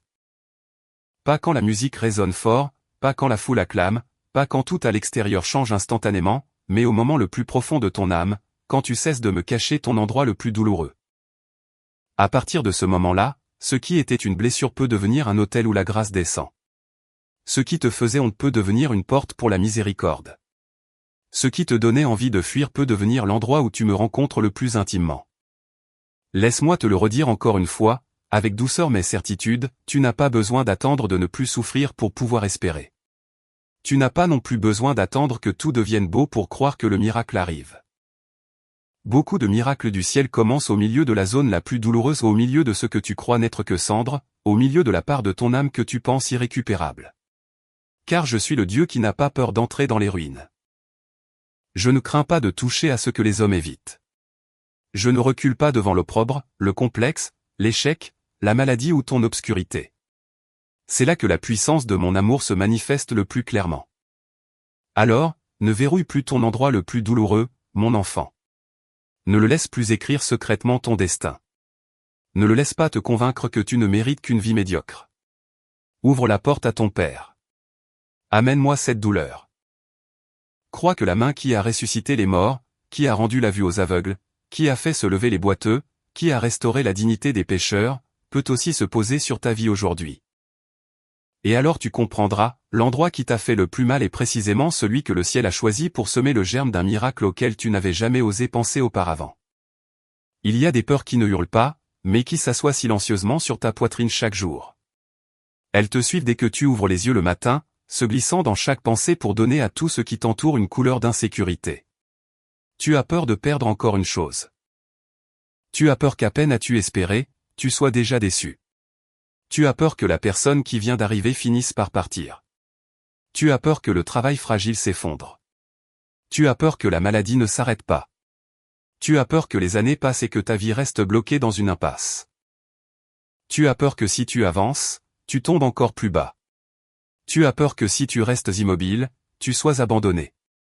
En conséquence, ton cœur est toujours comme une porte entr'ouverte, n'osant pas s'ouvrir complètement, car tu as l'impression qu'une seule poussée de plus suffirait à te briser. À force de vivre dans la peur, tu commences à t'habituer à voir la vie comme un lieu qui cherche sans cesse à te prendre quelque chose. Dès qu'un bon signe apparaît, tu n'as pas le temps de te réjouir que tu t'inquiètes déjà de sa disparition. Dès qu'une opportunité approche, tu n'oses pas la saisir que tu imagines déjà la scène où elle t'échappe. Dès qu'une personne sincère vient vers toi, tu n'as pas le temps d'ouvrir ton cœur que tu prépares déjà tes défenses. Peu à peu, la peur n'est plus seulement une émotion, elle devient un mode de vie. Elle te pousse à te recroqueviller, parler moins, croire moins, espérer moins, prier aussi avec plus de réserve. Tu commences à imaginer que c'est là de la sagesse, que c'est de la protection, que c'est de la maturité. Mais non, mon enfant bien-aimé, ce n'est pas de la paix, c'est seulement une âme trop fatiguée pour oser espérer pleinement. Aujourd'hui, je veux toucher cet endroit tremblant et te dire une chose certaine, n'aie plus peur. Ce n'est pas parce que désormais tu ne feras plus face à des épreuves. Ce n'est pas parce que le ciel sera toujours bleu. Ce n'est pas parce que tout le monde te comprendra, te soutiendra et sera doux avec toi. Mais c'est parce qu'il y a une vérité plus grande que toutes les agitations extérieures, quand ma main même ouvre un chemin pour ta vie, aucune puissance ne peut le fermer, à moins que je ne le permette. Ce que j'ai fixé dans mon amour, les hommes n'ont pas la force de l'effacer. Ce que j'ai ouvert en mon temps, l'obscurité ne peut l'engloutir. Ce dans quoi je t'appelle à marcher, l'opposition peut te ralentir mais ne peut te l'enlever si tu tiens toujours ma main. Souviens-toi de l'histoire de Moïse et du peuple d'Israël devant la mer Rouge. C'était un moment où toute raison humaine devait capituler. Devant, c'était la mer profonde sans issue, derrière, c'était une armée puissante à leur poursuite, tout autour, c'étaient les cris, les plaintes, la panique. L'atmosphère n'avait rien d'un miracle approchant, elle ressemblait plutôt à une condamnation. Le peuple regardait les circonstances et pensait qu'il n'avait plus aucune issue. Ils accusaient Moïse, ils avaient peur de mourir, ils voulaient même retourner à leur ancienne vie d'esclave simplement parce qu'elle leur était familière. La peur fait que l'on préfère rester à jamais dans les chaînes plutôt que d'entrer dans une zone inconnue mais guidée par Dieu. N'es-tu pas souvent ainsi? Tu pries pour être libre, mais quand je te sors de ce qui t'est familier, tu trembles. Tu supplies pour un nouveau chemin, mais quand tu dois quitter l'ancien lieu, ton cœur regrette. Tu demandes à être sauvé de tes chaînes, mais quand la porte s'ouvre, tu regardes les vagues devant toi et penses que retourner dans les ténèbres anciennes serait peut-être moins effrayant. Car au moins, la vieille chose, bien que douloureuse, est celle que tu sais supporter, alors que la nouvelle est lumineuse mais trop étrange. Ta peur ne vient pas toujours de la souffrance, souvent elle vient du fait que tu n'oses pas croire que tu peux vraiment vivre une autre vie. Et pourtant, là même où tout le monde voyait une impasse, j'ai agi. Les eaux se sont séparées, un chemin est apparu au milieu de la mer. Ce chemin-là n'existait pas auparavant. Aucune carte humaine ne l'avait tracé. Aucune force d'Israël ne l'avait créé. Personne ne pouvait l'ouvrir par ses propres capacités. C'est moi qui l'ai fait. C'est moi qui ai dressé un passage au milieu de l'impossible. Qu'est-ce que cela signifie? Cela signifie que quand je veux sauver, je n'ai pas besoin de conditions favorables comme l'homme le pense. Je ne dépends pas de circonstances faciles pour agir. Je n'ai pas besoin que tout soit clair avant d'intervenir. Au contraire, bien souvent, j'ouvre un chemin là même où tu es le plus impuissant, pour que tu comprennes que ta libération ne vient pas de tes propres forces, mais de la main puissante de ton Dieu. Ce qui te fait de la peine, c'est que tu penses que si mon chemin s'ouvre vraiment, il doit être doux, lisse, soutenu par tous, sans opposition, sans obstacle. Mais il n'en est rien. Le chemin que j'ouvre peut traverser le cœur de la mer dont les eaux forment des murailles de chaque côté. Cela signifie qu'il te fait encore trembler. Il exige encore que tu marches au milieu de choses que tu ne contrôles pas. Il t'oblige encore à quitter ta zone de confort. Il t'oblige encore à croire plus qu'à voir. La différence ne réside pas dans le fait que mon chemin est sans épreuves, mais dans le fait que ces épreuves ne peuvent t'engloutir quand c'est moi qui te guide. Les eaux restent là mais ne s'effondrent pas parce que je les retiens. L'ennemi est toujours derrière mais ne peut t'atteindre parce que je te protège. La nuit t'entoure mais la colonne de feu brille car je suis présent. Ainsi, ce que tu dois apprendre n'est pas de chercher un chemin qui ne te fait pas peur. Ce que tu dois apprendre est de reconnaître quelle main ouvre le chemin. Il y a des sentiers qui semblent faciles mais où je ne suis pas. Il y a des portes qui s'ouvrent très vite mais derrière lesquelles se trouve la ruine. Il y a des invitations qui t'enthousiasment instantanément mais plus tu avances, plus tu perds la paix. À l'inverse, il y a des chemins qui te font trembler parce qu'ils exigent que tu grandisses, que tu lâches le contrôle, que tu me fasses confiance, que tu marches par la foi et non par la garantie de la vue. Si c'est le chemin que j'ai ouvert, tu n'auras pas besoin que tout soit facile pour pouvoir marcher, il te suffit de savoir que je suis là. Je comprends que tu aies été déçu bien des fois, alors maintenant chaque fois qu'un espoir s'allume, tu as peur qu'il s'éteigne. Je comprends que tu aies été rejeté, abandonné, que tu aies vu ce que tu essayais de garder s'écouler entre tes mains. Je sais que le souvenir de ces pertes a laissé des traces sur ton âme. Chaque fois qu'une chose nouvelle arrive, ces vieilles marques murmurent immédiatement, n'y crois pas trop, ça finira par se perdre aussi. Chaque fois que tu veux avancer, des voix dans ta tête te tirent en arrière, tu ne suffiras pas. Ne rêve plus, ne risque plus. Recroqueville-toi, tu auras moins mal. Mais cette voix n'est pas la mienne. Je n'utilise pas la peur pour régner sur ton cœur. Je ne te guide pas par des menaces. Je ne te dis pas de rétrécir ta vie pour l'ajuster à tes vieilles blessures. Je viens pour libérer, non pour emprisonner. En réalité, beaucoup de tes chaînes ne sont plus dans les circonstances mais dans ta façon de penser, façonnée trop longtemps par la peur. Tu n'as pas encore marché que tu as déjà perdu par toi-même. Tu n'as pas encore prié que tu as déjà deviné que tu ne seras pas exaucé. Tu n'as pas encore accueilli que tu penses déjà ne pas pouvoir garder. Tu n'as pas encore vécu demain que tu souffres déjà pour des choses qui n'arriveront peut-être jamais. C'est ainsi que la peur épuise ta vitalité. Elle te fait payer pour des tragédies qui ne sont pas encore là. Elle te fatigue à combattre les fantômes du futur. Elle te fait oublier que ma grâce ne cesse de t'être donnée dans ce présent. Quand tu consacres toute ton énergie à t'inquiéter pour ce qui n'est pas encore arrivé, tu n'as plus la force de reconnaître comment tu es soutenu aujourd'hui même. C'est pourquoi l'appel à « ne plus avoir peur » n'est pas un slogan facile, c'est une libération. Je t'appelle à sortir de l'esclavage d'une imagination sombre. Je brise le trône que la peur a érigé dans ton esprit depuis tant d'années. Je te ramène à la vérité que ta vie n'est pas entre les mains des pires suppositions, mais entre les mains de celui qui t'aime jusqu'au bout. Quand tu as peur, tu ne regardes souvent que ta force, trop faible, trop pauvre, trop souffrante, ayant trop échoué. Alors que quand tu crois, tu commences à me regarder, je suis plus puissant que tout ce qui te menace. Je suis plus fidèle que toutes les promesses humaines. Je connais le chemin même quand tu ne le vois pas, je peux garder ce que je te donne. Sache, mon enfant, que le chemin que j'ouvre, personne ne peut le fermer, mais tu peux toujours rester à trembler sur le bord sans oser avancer. Les enfants d'Israël n'auraient pas pu rester sur l'ancienne rive s'ils voulaient être sauvés, ils ont dû entrer dans le cœur de la mer. Ils ont dû poser le pied sur un chemin qui n'existait pas auparavant. Ils ont dû accepter de quitter ce qui leur était familier, même si ce familier était l'esclavage. Ta vie est pareille. Il y a des portes que j'ai ouvertes mais devant lesquelles tu hésites car tu ne vois pas assez de garanties. Il y a des pas que je te pousse à faire mais tu demandes sans cesse des signes supplémentaires, plus de certitude, plus de facilité, plus de gens d'accord, plus de résultats anticipés avant d'obéir.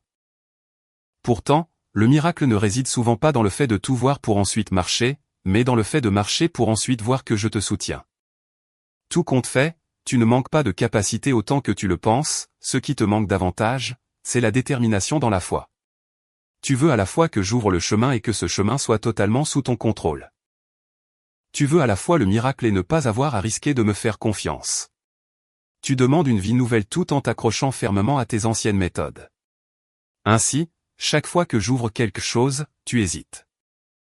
Tu regardes à gauche, à droite, tu regardes les vagues, les gens, le passé, la blessure, le risque, et tu oublies de me regarder. C'est précisément là qu'aujourd'hui je veux relever ton menton. Ne regarde plus les vagues. Ne regarde plus l'ennemi. Ne regarde plus les gens qui hurlent. Regarde celui qui se tient au-dessus de tout cela. Dehors, il y aura toujours des voix qui voudront fermer ce que j'ai ouvert. Certains douteront de toi. Certains se moqueront quand tu recommenceras. Certains ne seront pas joyeux de te voir guéri, libéré, entrant dans ta véritable vocation. Il y aura des circonstances qui sembleront s'opposer à toi. Il y aura des jours où le chemin paraîtra si fragile que tu croiras que tout va s'effondrer. Cependant, tu dois savoir ceci, l'opposition ne décide pas de ton futur. La voix des autres n'a pas le droit de modifier ce que j'ai proclamé sur ta vie. Les limites extérieures ne peuvent annuler le dessein du ciel si tu restes dans ma main. On peut te créer des difficultés, mais on ne peut pas te voler la part que je garde pour toi. Les circonstances peuvent t'éprouver, mais elles ne peuvent effacer ton nom du plan de Dieu. C'est le moment où tu dois cesser de prier comme quelqu'un qui va perdre. Ne quémande pas devant le monde comme si tu étais un enfant abandonné. Ne vis pas avec l'apparence de celui qui s'attend toujours à tout perdre. Souviens-toi que tu es mon enfant. Et l'enfant de ton père n'est pas celui qui ne pleure jamais, ne faiblit jamais, ne tombe jamais. Mon enfant est celui qui sait revenir me tenir la main au moment où il est le plus faible.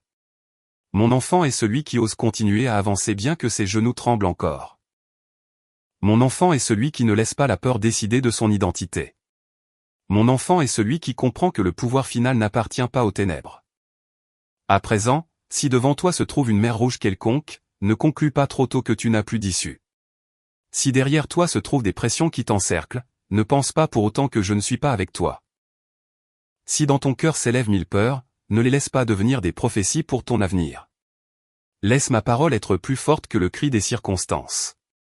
Laisse ma présence peser plus lourd que le souvenir de l'échec. Laisse la foi te sortir de la panique. Tu n'as pas besoin de connaître tout l'itinéraire, tu as seulement besoin de savoir qui est celui qui te guide. Chaque jour où tu essaies de préserver ta propre vie par l'inquiétude, tu t'épuises. Dès l'instant où tu me remets les commandes, ton cœur commence à apprendre la paix, non pas cette paix naïve qui nie l'épreuve, mais la paix de celui qui sait qu'il est sous une providence plus grande que toutes les vagues. Alors tu n'auras plus à vivre recroquevillé, prévoyant le drame à tout instant. Tu n'auras plus à craindre sans cesse de perdre chaque bonne chose que je t'accorde. Tu comprendras que ce que je veux garder pour toi, personne ne peut le prendre. Ce que je veux retirer, s'y accrocher ne servira à rien. Et ce que je veux ouvrir, les verrous des hommes n'ont pas la force de le retenir. Ainsi, mon enfant bien-aimé, cesse de laisser la peur parler à la place de ton futur. Cesse de bâtir ta vie sur des suppositions ténébreuses.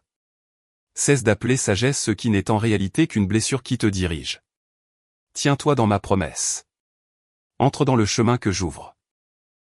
Accepte qu'il y ait des étapes où tu devras marcher entre deux murs d'eau, mais cela ne signifie pas que tu es délaissé. Au contraire, c'est peut-être là que je veux te montrer le plus clairement que c'est moi qui tiens tout. Puis un jour, en te retournant, tu comprendras pourquoi je t'ai dit de ne pas avoir peur. Tu verras que ce qui te faisait trembler n'est plus qu'un témoignage d'une traversée accomplie. Tu réaliseras que la mer Rouge ne t'a pas tué, elle est seulement devenue le lieu où j'ai manifesté ma puissance. Tu comprendras que les portes que les hommes ont autrefois verrouillées devant toi n'étaient pas le dernier mot. Et tu seras reconnaissant de ne pas être retourné à l'esclavage simplement parce que le chemin de la liberté te faisait peur. C'est pourquoi, en cet instant, écoute-moi te dire avec toute ma douceur et ma puissance, mon enfant, n'aie plus peur. Le chemin que j'ouvre pour toi, personne ne peut le fermer. Marche. Je suis devant, à côté et aussi derrière pour te garder. Aucune vague n'est plus grande que ma main, aucune obscurité n'est plus profonde que ma lumière. Aucune puissance n'est plus forte que le dessein d'amour que j'ai placé sur ta vie. Tant que tu tiens ma main, tu ne perdras pas le chemin qui a été ouvert pour toi. À présent, après toutes ces longues nuits, ces virages brumeux, ces fois où tu t'es écroulé sans que personne ne le sache, je veux t'appeler à te lever. Non pas par un cri qui te ferait sursauter, mais par l'appel puissant et doux d'un père qui sait exactement à quel point son enfant est épuisé. Je ne t'appelle pas à te lever parce que je ne comprends pas ta douleur. Je ne te pousse pas à continuer comme si ce que tu as traversé était insignifiant. Au contraire, c'est précisément parce que je vois tout ce qui a pesé sur ta vie que je te dis en cette heure, ne reste plus couché dans le lieu du désespoir. Ne considère pas la boue actuelle comme le lieu auquel tu appartiens. N'utilise pas ces jours de ténèbres pour définir le reste de ta vie. Ne laisse pas ce qui t'a brisé croire qu'il a le droit de te garder immobile pour toujours. Depuis longtemps, ce qui t'empêche de te lever n'est pas seulement les circonstances, mais le sentiment de n'avoir plus rien à espérer. Tu es fatigué d'avoir espéré pour être déçu. Tu es épuisé d'avoir essayé pour trébucher à nouveau. Tu es las des paroles de consolation vides que les gens te lancent alors qu'ils ne comprennent pas vraiment la blessure que tu portes. Alors tu as commencé à te replier. Tu n'oses plus espérer de grandes choses. Tu n'oses plus croire en un jour où ta vie sera plus radieuse. Tu demandes juste assez pour passer aujourd'hui, assez pour ne pas te briser davantage, assez pour tenir debout temporairement devant les autres.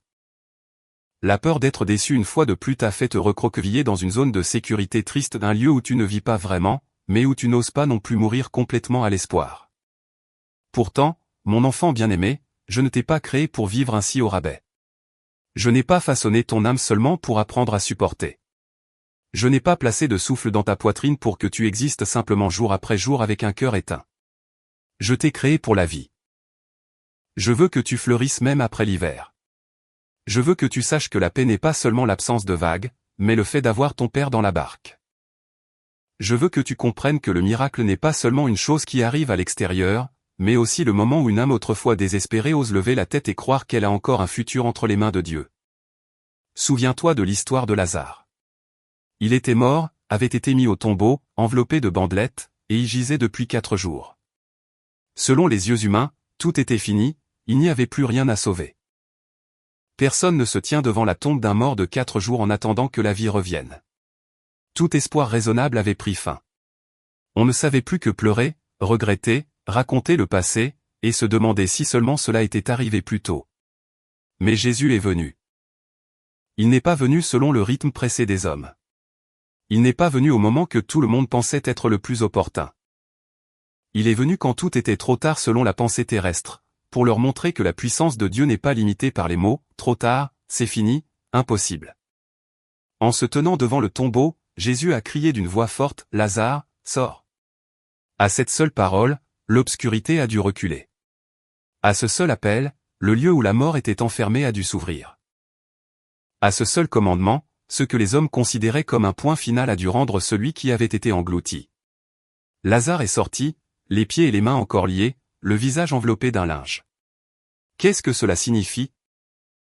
Cela signifie que quand la puissance du ciel touche une chose, même ce qui est resté immobile longtemps peut revivre. Cela signifie que là où tu ne penses trouver que l'odeur de la mort, du désespoir et de l'extinction, je peux encore rappeler la vie. Cela signifie que ce qui a été enfoui en toi depuis trop longtemps à la fois, la joie, la dignité, les rêves sains, la vitalité intérieure n'est pas définitivement perdu parce qu'il est resté silencieux. Il suffit que ma voix le touche pour que ce que tu croyais mort puisse ressurgir. N'y a-t-il pas beaucoup de parties en toi qui ressemblent à un tombeau? Un rêve autrefois vivant mais maintenant recouvert de terre et de pierre. Une foi autrefois simple mais maintenant gisant sous trop de blessures. Un cœur qui savait aimer mais qui est maintenant durci par la déception. Un esprit autrefois enthousiaste mais maintenant lourd comme un rocher. Une prière autrefois fervente mais qui n'est plus qu'un souffle faible. Tu portes ces parties en ton cœur et souvent tu te dis de ne plus y toucher, de ne plus chercher, de ne plus espérer car tout est déjà trop tard. Pourtant, je me tiens devant ce lieu de mort en toi sans avoir peur. Je ne me détourne pas à cause de l'odeur de la ruine. Je ne fuis pas parce que le désastre en toi rebute les autres. J'appelle toujours, et mon appel n'a jamais perdu sa puissance simplement parce que tu gis là depuis trop longtemps. Toutefois, remarque bien qu'avant que Lazare ne sorte, un autre commandement a été donné, ôtez la pierre. Il y a des choses que moi seul peux faire, mais il y a aussi des choses auxquelles tu es invité à collaborer. Quelle est la pierre de ton tombeau aujourd'hui? C'est peut-être l'habitude de te condamner sans cesse. C'est peut-être l'amertume que tu gardes fermement parce que tu ne veux pas pardonner. C'est peut-être la honte qui t'empêche de laisser quiconque savoir comment tu vas réellement. C'est peut-être la procrastination qui te fait sans cesse reporter ton retour vers moi. C'est peut-être l'orgueil qui t'empêche de t'incliner pour demander de l'aide. C'est peut-être un lien qui t'enchaîne et que tu gardes par peur de vivre sans lui. Ce sont peut-être les vieilles voix dans ta tête qui te rappellent chaque jour que tu es inutile, en échec, sans avenir. Ces pierres ne créent pas la vie, mais elles bloquent le passage pour que la vie se manifeste. C'est pourquoi, quand je te dis « lève-toi », je ne parle pas seulement d'une émotion soudainement devenue forte. Je t'invite à collaborer avec la grâce. Se lever, c'est quand tu commences à cesser de nourrir les pensées qui tuent l'espoir.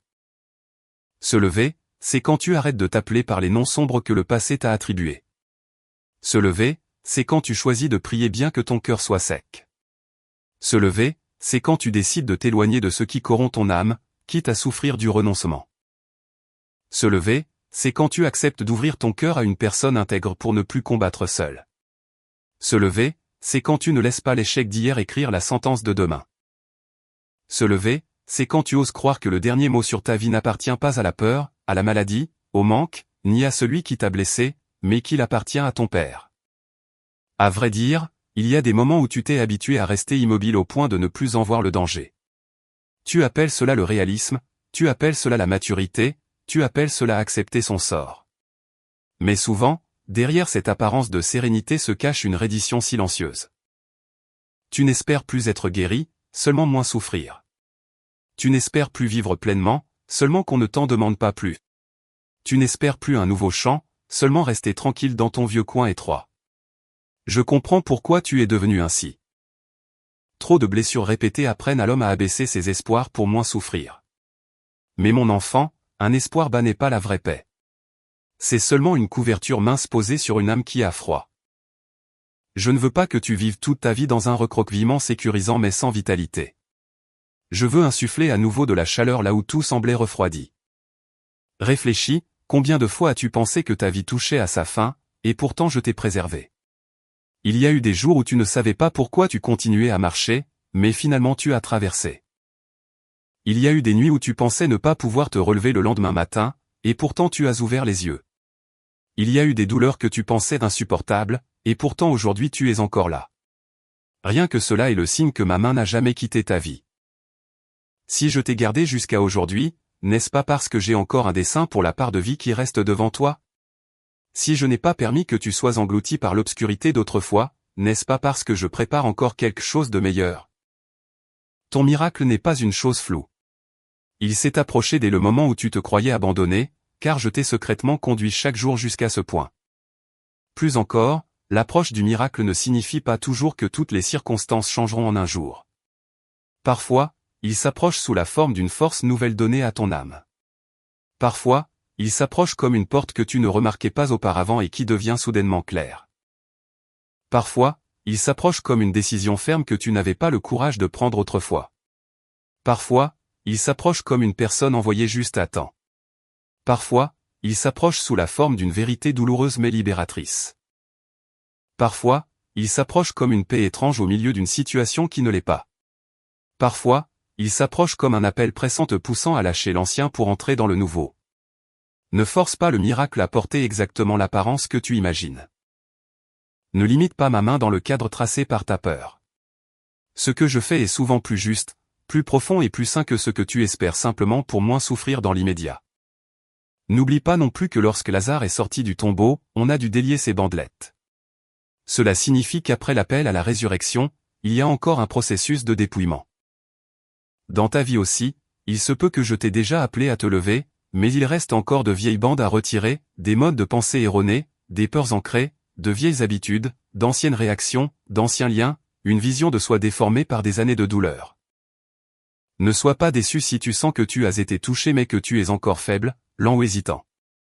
Ressusciter ne signifie pas prétendre que l'on n'est jamais mort. Se lever ne signifie pas être instantanément parfait. L'important est que tu as entendu ma voix et que tu es sorti du tombeau. Le reste, je continuerai à le retirer couche après couche, tant que tu ne retournes pas dans l'obscurité familière. C'est pourquoi, aujourd'hui, la parole que je t'adresse n'est plus seulement une consolation, c'est un commandement d'amour, lève-toi. Lève-toi du lieu où tu t'apitoies sur toi-même depuis trop longtemps. Lève-toi de l'inertie qui te fait traîner ton âme. Lève-toi du regard désespéré qui déforme l'avenir. Lève-toi des sentences que tu prononces sur ta propre vie. Lève-toi du fait de retourner sans cesse devant l'ancien tombeau pour pleurer sur une chose que je veux ressusciter depuis longtemps. Lève-toi des liens qui t'étouffent. Lève-toi de la peur qui trône dans ton esprit. Ne te lève pas par tes propres forces, lève-toi parce que ton Père t'appelle. Lève-toi parce que ma puissance est plus grande que la mort en toi. Lève-toi parce que ton futur n'est pas verrouillé par ce qui est passé. Et si en cet instant tu demandes comment te lever alors que tu es si faible, je te réponds, par chaque petit pas d'obéissance. En revenant vers moi chaque jour, ne serait-ce que quelques minutes sincères. En abandonnant une habitude qui tue peu à peu l'espoir. En cessant de nourrir les voix qui t'humilient. En osant demander du soutien quand c'est nécessaire. En ouvrant ton cœur pour que la parole de Dieu touche l'endroit que tu laissais jusqu'ici à l'obscurité. En choisissant la vérité au lieu de la fuite. En continuant d'avancer d'un pas, puis d'un autre, même si tes émotions ne suivent pas encore. Le miracle ne se produit parfois pas séparément de tes pas, il éclot au moment même où tu obéis en te levant. Alors, mon enfant bien-aimé, ne reste pas assis en pensant que ta vie est finie. Ne prends pas l'odeur du tombeau pour la conclusion de ton destin. Ne laisse pas la pierre cacher mon appel. Ne crois pas au mensonge disant que parce que cela dure depuis 4 jours, 4 ans ou 10 ans, plus rien ne pourra revivre. Avec moi, rien n'est trop tard. Avec moi, aucune part de toi n'est perdue au point que je ne puisse l'atteindre. Avec moi, il n'y a pas de tas de cendres où la vie ne puisse pousser. Avec moi, aucune nuit n'est assez longue pour engloutir l'aurore de l'enfant que j'aime. Lève les yeux. Écoute ma voix juste devant ton tombeau. Que ce cœur tremblant ose encore répondre. Roule la pierre. Sors de l'obscurité. Autorise-toi à revivre. Car ton miracle n'est plus très loin, il est plus proche que tu ne le penses. Plus proche que lorsque tu pleurais de désespoir, plus proche que lorsque tu pensais que tout s'arrêtait. En cet instant même, dans ma parole qui t'appelle, dans ma main posée sur ta vie, dans le souffle qui te reste, dans la lumière qui n'est pas tout à fait éteinte au plus profond de ton âme, ce miracle est tout proche. Et je te le dis encore une fois, comme je l'ai dit à Lazare, comme je le dis à chaque part morte en toi, mon enfant, sors. Lève-toi. Vis. Car ce que je prépare pour toi est plus grand que le tombeau près duquel tu es assis. Et plus grand que toutes les peurs qui ont enchaîné tes pas durant toutes ces longues années.